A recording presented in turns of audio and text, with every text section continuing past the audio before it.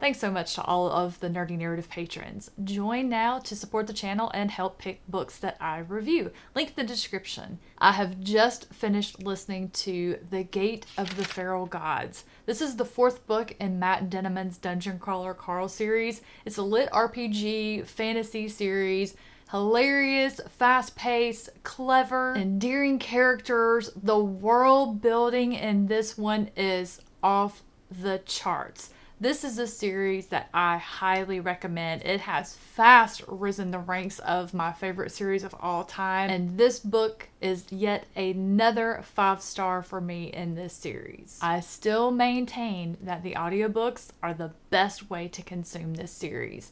Jeff Hayes is an incredible narrator. He has also become a new favorite of mine through this series. I've already been on his website picking out some new books that he and some of the people who are affiliated with Sound Booth Theater, I've been looking at their catalog, and I'm definitely going to be picking out some titles just to explore more from this company. Just in case you have stumbled across this video and you have not heard of the Dungeon Crawler Carl series, it's a lit RPG where it is a post-apocalyptic setting. Aliens have come, they have destroyed Earth. Those who manage to survive were given the choice to try and eke out a living on what's left of the surface, or they can enter into the world dungeon below the surface, which is where our main characters, Carl and his ex-girlfriend's showcat, Donut, have decided to do.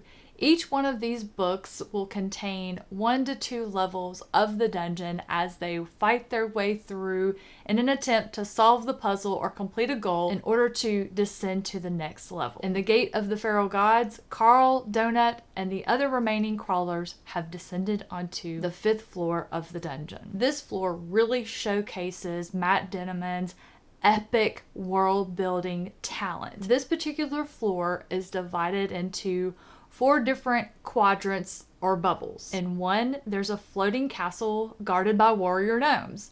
Another, there's a derelict submarine guarded by, well, you probably can guess. One of the other bubbles has a haunted crypt, and the last bubble has a castle made of sand. According to the floor designer, this is supposed to be an easy floor. The crawlers are divided between the 4 castle quadrants.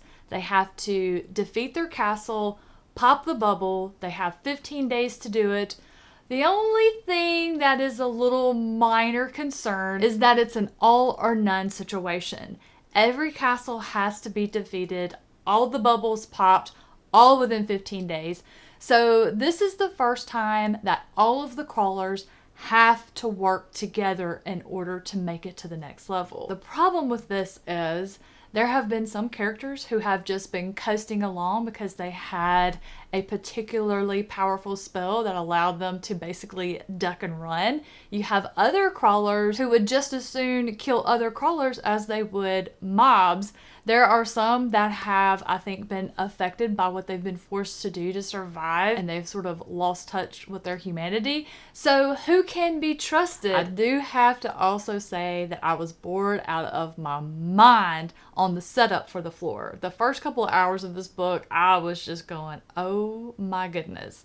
This desert area where Carl and Donut start is just a snooze fest. It took forever for it to really find its rhythm and get moving. And once it did, it really popped off. And the rest of the book was so amazing that it overcame the beginning of it. And it still wound up being a 5-star read for me. One of the things that I loved most about this book and this floor of the dungeon is how many of the other crawlers were involved in this one. There's a lot of characters with Jeff Hayes narrating them. He's so good at giving each one of them their own unique voice and personality. It's easy to keep track of them. I really enjoyed getting to meet some of them. Some of the characters we've encountered in prior books of the series. We met a whole lot of new ones that were so endearing, and one of them, I have this feeling, is going to become a new favorite character going forward. We're just gonna have to wait and find out, but I just have this feeling, and as a character-driven reader, I'm usually pretty good at spotting when another one is going to become the apple of my eye. As far as character rankings,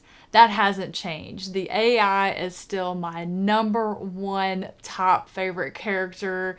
It is an absolute lunatic on this level.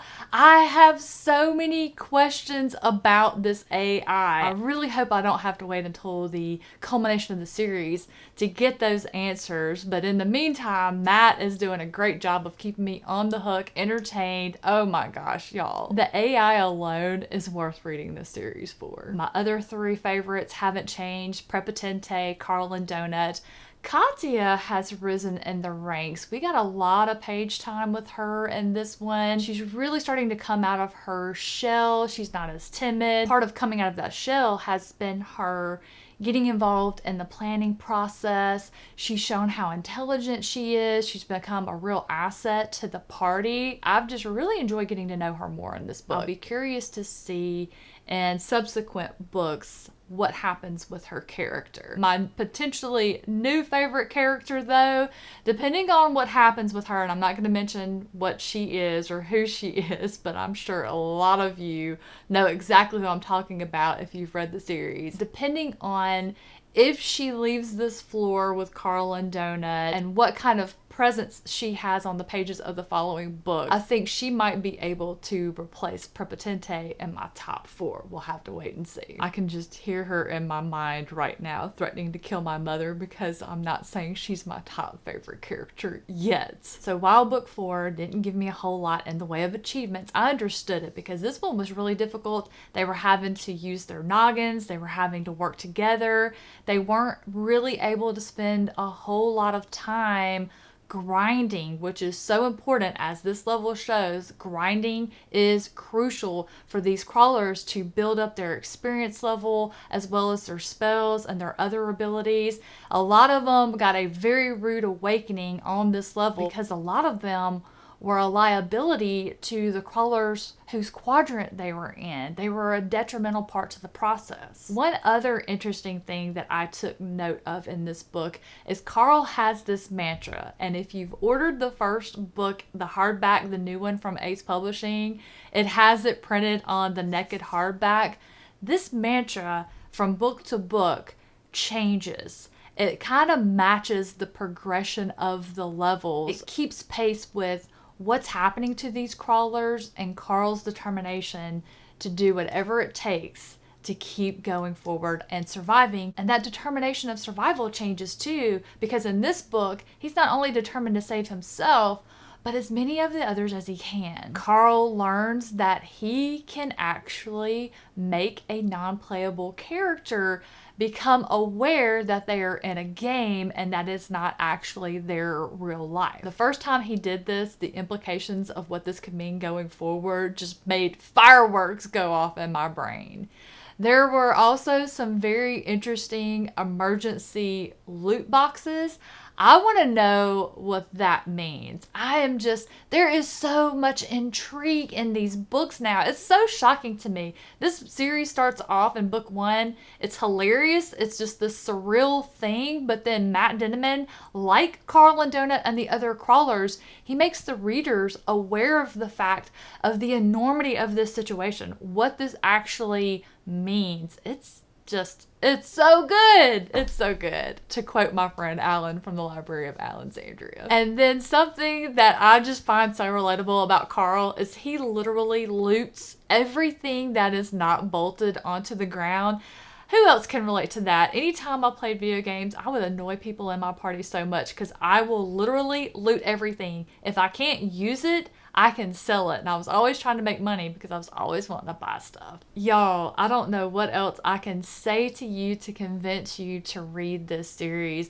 My husband has started his mission of sharing this series with the world. Every month, he's been choosing a friend and he gifts them the first book in the series, the audiobook, of course. And we have been inducting a new fan of Dungeon Crawler World into the fold every month. It's so much fun when they start reading and sending sending messages. Oh my goodness. It's almost as much joy as the first time I discovered the series for myself. If audiobook is not your chosen format, or you're not someone who enjoys audiobooks, you can still get them on Kindle Unlimited if you're subscribed to that service. Ace Publishing has now picked up books 4 through 6 that they're going to be publishing in the new hardback editions that they did for the first 3. After book 1 was on its 3rd printing 2 weeks after its release, they went ahead and picked up the other 6 books. So I am so thrilled. I'm going to be collecting those. I just think they're beautiful. I like the covers of them. But my goal is I want to collect the hardbacks. I want to do a reread in print because I want to annotate them. I want to mark all of my favorite character moments. I want to mark all of my favorite hilarious moments, foreshadowing, all of that fun stuff. These may be the first books I actually write in. I know beyond a shadow of a doubt I will never get rid of this series. I will be constantly rereading this series. I think I'm going to write in them and just make some notes to myself. I think that would be really fun.